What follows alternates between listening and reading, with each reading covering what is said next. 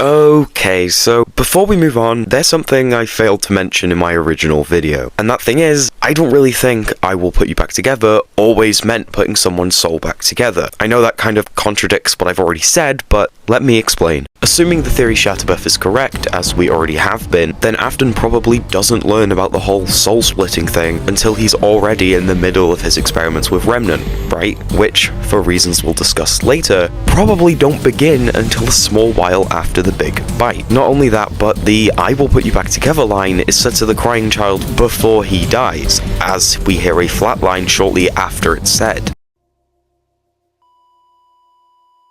So when the speaker at the end of FNAF 4 says "I will put you back together," he probably doesn't mean it in a spiritual way, like Afton did when talking about Elizabeth. I put her back together, just like you asked me to. I find it much more likely that the meaning of this phrase changed over time. When it's first said to the crying child, it simply means that he has died.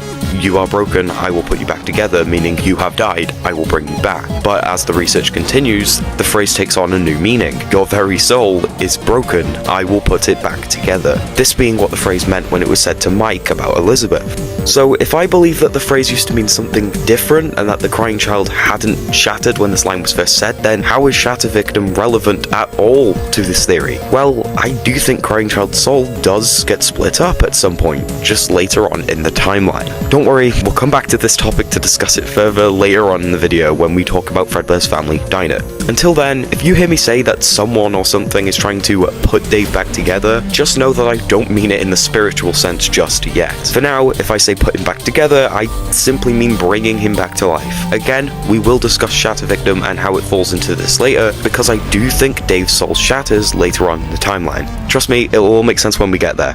Now, let's get back to the theory.